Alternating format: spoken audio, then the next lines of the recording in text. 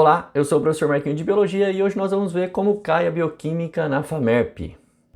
Essa prova que é bem robusta e muita gente procura essa faculdade de medicina. Vamos lá? Então, como vocês estão vendo aqui, a questão 42, que caiu na prova de 2020, traz um contexto bem interessante do ponto de vista do atletismo, né? Esse atleta aqui, ó, Ben Johnson, é o personagem principal dessa questão. Vamos lá. O exame antidoping confirmou que Ben Johnson, corredor dos 100 metros, utilizou nos Jogos Olímpicos de 1988 uma substância estanozolol, um tipo de esteroide proibido em competições por ter efeito anabolizante na musculatura.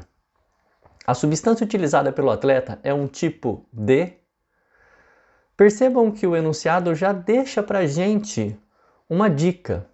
Ele diz que o estanozolol é um tipo de esteroide proibido. Quando a gente fala de antidoping, é bem importante a gente relembrar que nós estamos falando, no popular, de bomba, né?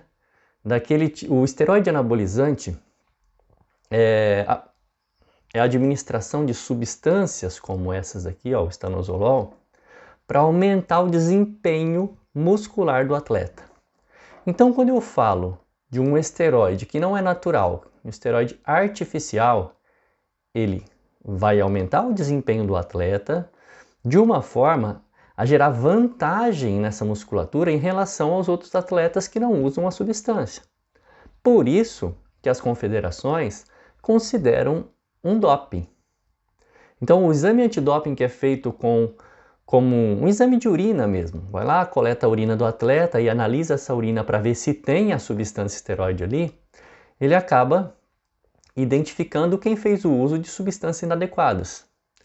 No caso aqui, Ben Johnson foi realmente pego no exame antidoping, né? E quando a pergunta pede para a gente a constituição da substância, que substância é essa, está perguntando quimicamente de qual grupo nós estamos falando.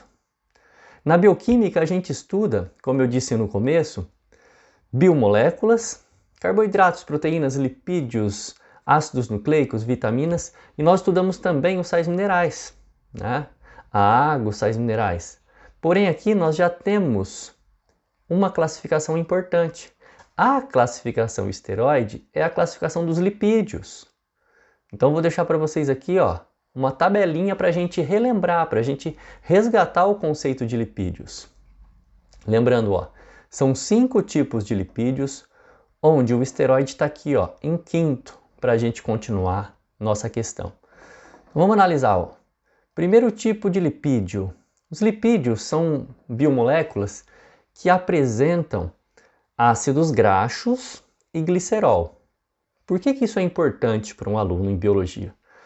Quando for uma questão sobre digestão e forem falar de digestão de gordura, de lipídios em geral, a nossa digestão mecânica e enzimática serve para quebrar os lipídios e transformar esses lipídios nas suas menores partes, que nós chamamos de nutrientes. No caso aqui, o nutriente que o lipídio oferece para o corpo humano, numa questão de digestão, é o ácido graxo, porque esse ácido graxo vai entrar e vai compor nossos lipídios corporais, né? Nossos lipídios orgânicos. Então, no caso, o fosfolipídio, que é um tipo de lipídio muito importante, forma nossas membranas celulares. Então, todas as nossas células possuem membranas e essas membranas são formadas por um lipídio do tipo fosfolipídio. Nós já estudamos sobre os lipídios e, inclusive, na aula sobre membranas, o professor colocou lá para vocês a constituição básica da membrana e falei bastante da bicamada de fosfolipídios. Dá uma olhadinha nessa aula, já tem no canal. O segundo grupo de lipídios é o grupo mais popular, que é o grupo dos glicerídeos. Por que eu digo que é mais popular? Porque aqui nós vamos falar de gorduras e óleos. Gordura, que é o lipídio animal, e óleo, que é o lipídio vegetal. Esses a gente usa na nossa nutrição. Terceiro grupo, cerídeos. A gente sabe que eles existem, mas naturalmente assim não é tão popular falar dos cerídeos.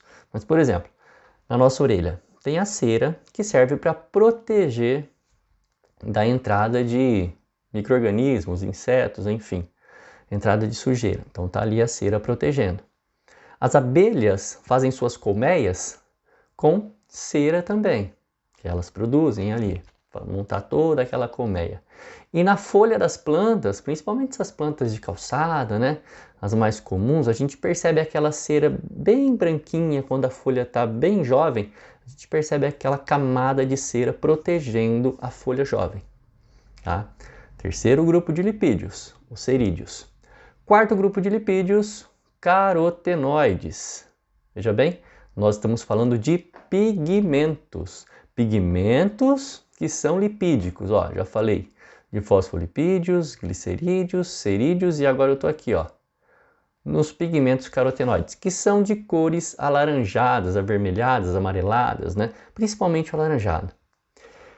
Qual é a função dos pigmentos nas plantas? Absorver luz, isso nós sabemos. Porém, existem pigmentos que ajudam também na reserva de nutrientes. No caso, os carotenoides vão reservar bastante amido. Então, além de absorver luz, eles também podem reservar. Agora chegamos no personagem principal da nossa questão. Olha lá, o esteroide proibido estanozolol é um lipídio. Caso você estiver lembrando desse contexto de biomoléculas, lipídios, de cara você já elimina a letra A, que fala que proteínas, que são proteínas.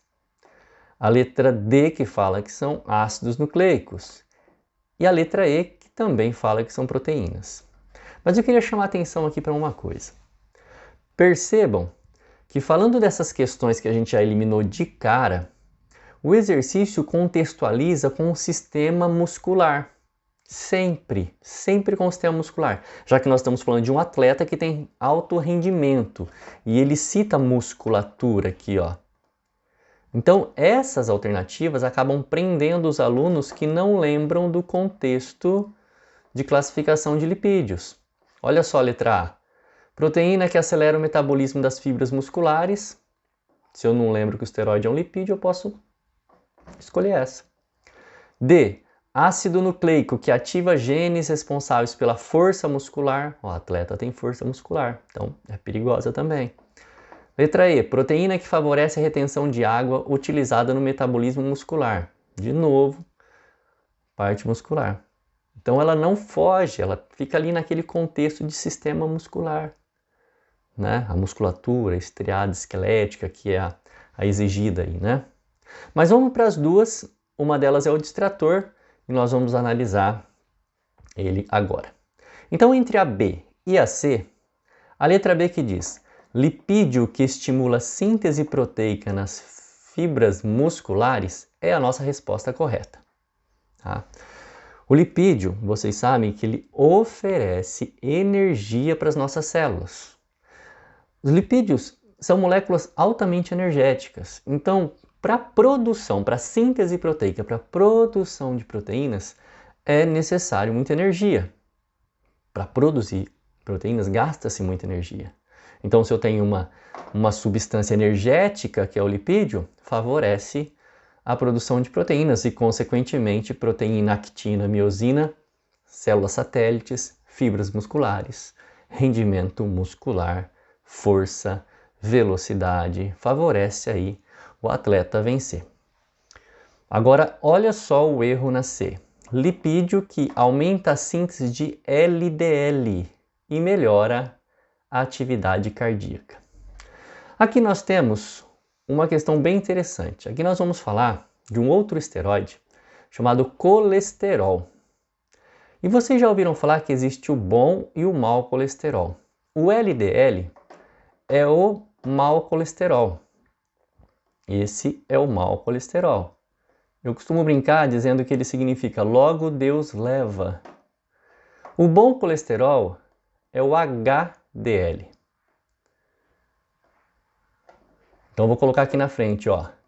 O LDL é o mau colesterol e o HDL é o bom colesterol. Ah, professor, e como é que o senhor lembra do HDL sendo o bom colesterol? Como o senhor grava isso? Eu lembro da seguinte frase: hoje Deus livra. Então ele é o bom colesterol. Logo Deus leva o mau colesterol. Essa dica aí que a gente sempre dá pra galera no pré-vestibular, no terceirão, né? O LDL sendo o mau colesterol não tem como ele melhorar as atividades cardíacas. É o contrário. Ele favorece o acúmulo de placas de ateroma, placas de gordura nas artérias, o que é um baita de um problema para a circulação. Então quer dizer, ele coloca o lipídio, que é a resposta certa, mas ele fala de um colesterol ruim, que é o LDL. E para quem quer se aprofundar um pouquinho mais, essa sigla LDL vem do inglês lipoprotein de baixa densidade, lipoproteína de baixa densidade. Tá? O HDL, lipoproteína de Wright, alta densidade. Beleza? Então, meus queridos, a ideia é essa. Percebam que nós temos aí uma questão bem abrangente do ponto de vista físico, mas que foca principalmente em proteínas e lipídios, que é a resposta. Ok? É isso aí. Se você gostou do vídeo, curta, comente, se inscreva no canal e compartilhe com algum amigo que você acha que possa ajudar. Vou ficando por aqui, beijos e abraços. Fui!